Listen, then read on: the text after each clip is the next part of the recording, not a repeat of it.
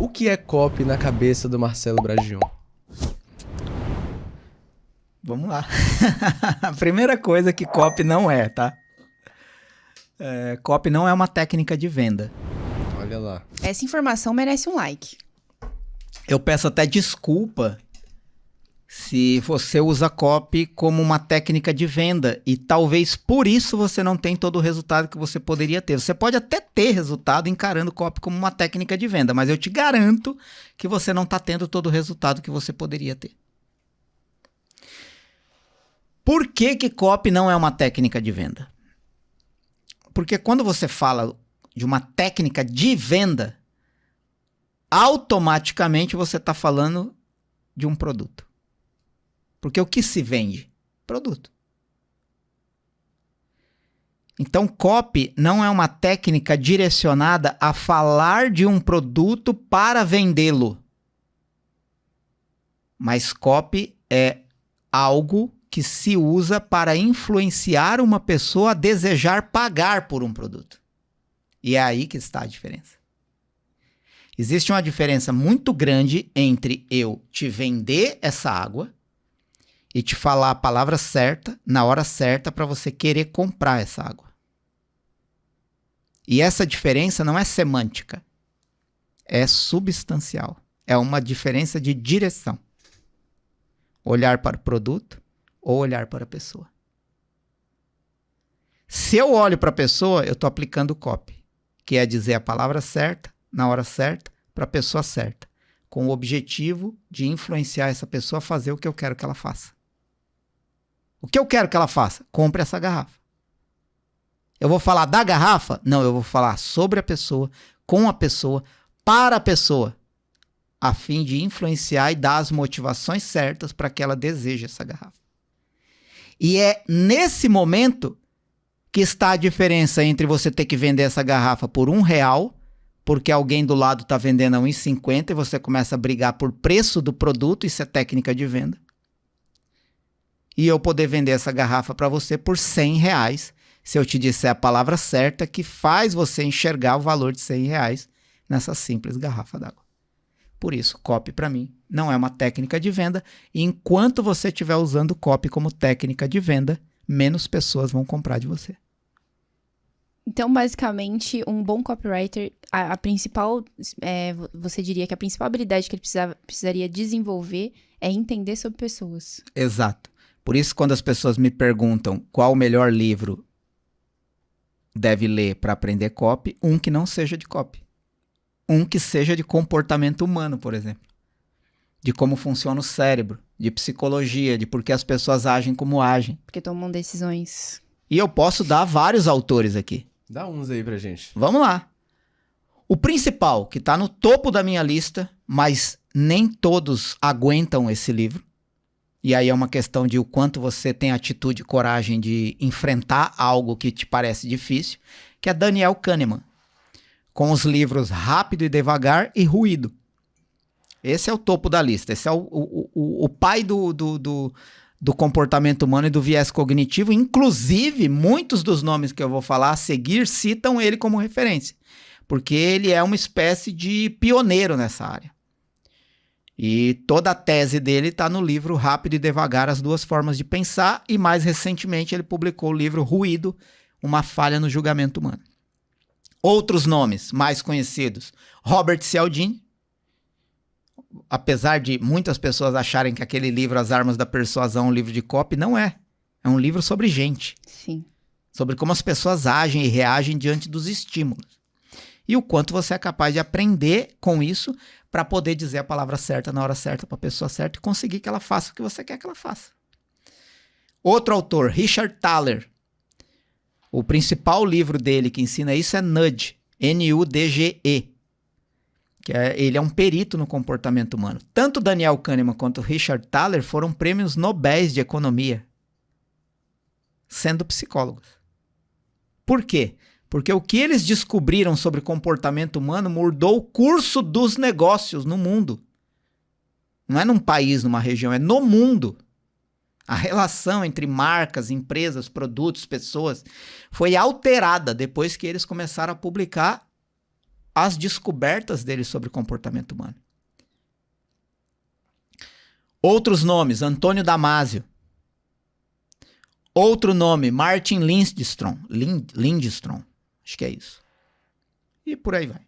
Né? Comportamento humano, psicologia, neuromarketing, essas coisas todas. Perfeito. É claro que não anula a importância de você conhecer um bom método, uma boa técnica, uma boa estrutura de copy. Mas associada à estrutura, ao método e ao sistema, você ter um conhecimento mais abrangente e profundo do comportamento humano que vai te ajudar a tratar pessoas como pessoas. Né? Porque não é pelo fato de uma técnica dizer que as pessoas agem diante de uma escassez, vai funcionar 100% das vezes, vai? Não vai. Agora, se você conhece o comportamento da pessoa, você pode criar formas muito diferentes e mais criativas de usar uma escassez, por exemplo. Que é aquilo que você falou no almoço, né? Que o método não é algo que deve ser engessado. Que entendendo os princípios da copy, você consegue brincar com isso de outras formas e não se apegar tanto ao método. É isso. Bom, aproveitando que a Carol... Um parênteses. O que eu contei da minha história aqui é 1%. Uhum. O poço é muito mais fundo. Isso é uma forma de escassez. Sim. Você ouviu 1% de tudo o que pode transformar a sua vida.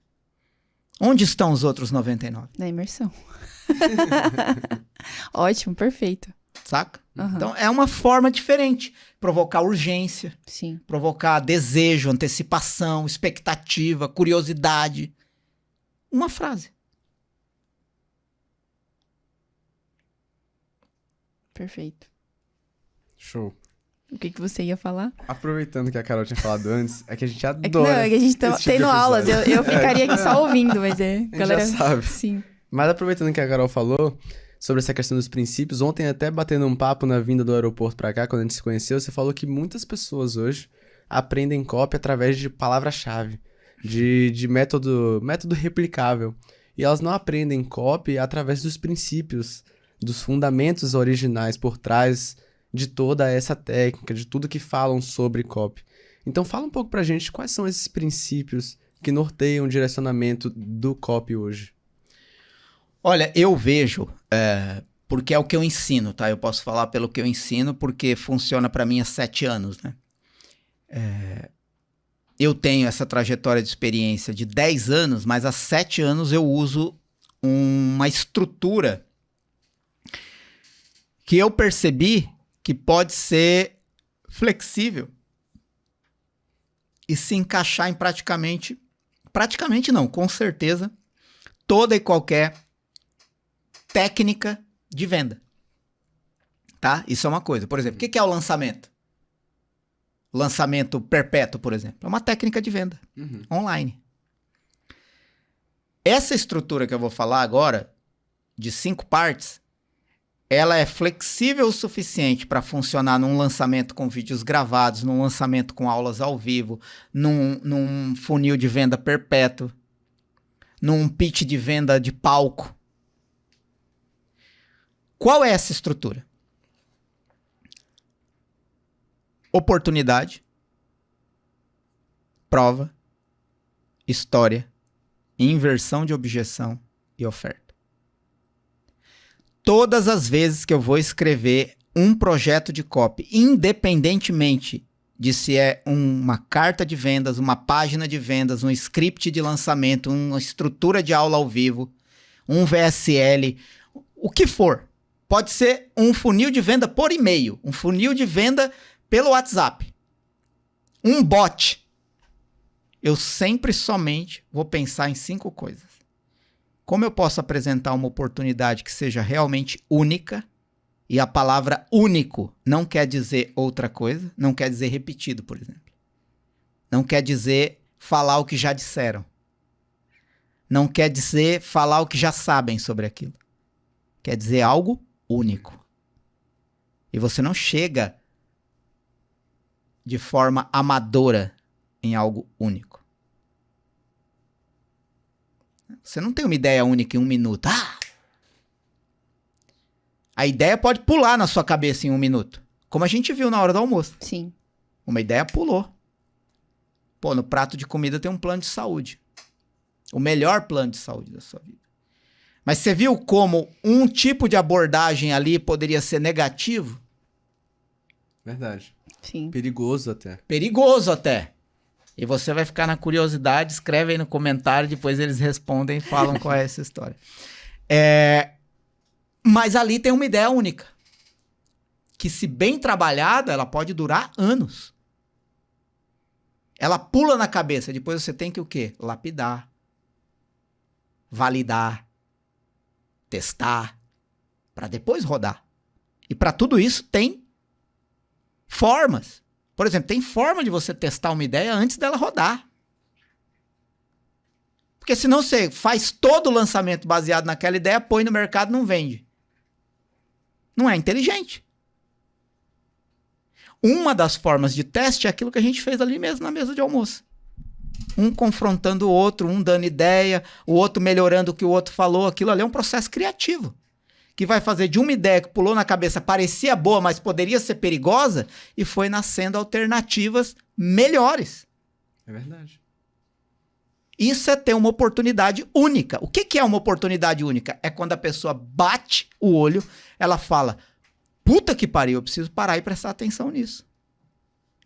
É isso que vai fazer o seu copy se tornar prioridade na vida da pessoa, porque senão ela vai continuar dirigindo o carro, vai continuar correndo atrás do filho, vai continuar assistindo televisão, vai continuar assistindo futebol, vai continuar preocupado com os problemas diários dela e não vai parar para ler o seu copy, porque ninguém quer ler o seu copy. Acredite, ninguém quer ler o seu copy. O seu copy só vai ser interessante para a pessoa a partir do momento que você tiver uma oportunidade única que faz ela parar, prestar atenção e falar, puta que pariu, eu preciso disso. Porque isso está sendo dito de uma forma que eu nunca ouvi. Isso está sendo mostrado de uma forma que eu nunca vi. Isso é ter uma oportunidade única. O resto é repetição. A repetição pode funcionar? Sim. Mas talvez vai funcionar menos do que algo único. Não é à toa que você só admira as pessoas que estão fazendo algo único. Você não admira quem está copiando quem já fez alguma coisa. Você admira o pai das coisas, a mãe das coisas. Sim. Percebe? Então isso é ter uma oportunidade única. A partir do momento que você mostra uma oportunidade única, ela pode ser grande, ela pode ser às vezes gigante, ela pode ser às vezes exagerada, ela pode parecer mentirosa. Por exemplo, eu escrevi um copy uma vez que prometia 5.200% de lucro em 2 dias. É inacreditável até que eu prove. Até que eu demonstre. Até que eu mostre mais do que fale. Por quê? Se você tem uma oportunidade única, mesmo que ela seja verdade, a pessoa não é obrigada a acreditar.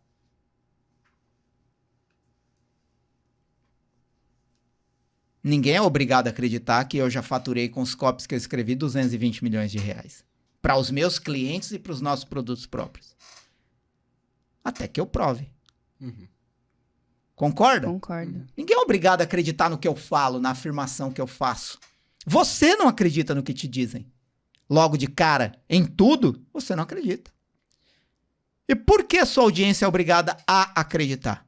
Então, se você tem uma oportunidade única, quanto maior ela for, mais rápido e melhor você tem que provar o que você está dizendo. Provar, comprovar, demonstrar. Para que a pessoa tenha motivações para acreditar e tornar o que você está falando incontestável. Ela pode até não comprar, mas ela não vai mais poder dizer que é mentira ou duvidar. Espero que você tenha gostado também. Se você gostou, já deixa o like. Se você não está inscrito no canal, se inscreve no canal, ativa o sininho para receber a notificação sempre que sair um podcast incrível como esse. Compartilha com todo mundo. Eu te vejo no próximo KiwiCast. Mas também comenta aqui qual foi o seu maior insight desse podcast, porque teve vários, né? Teve vários.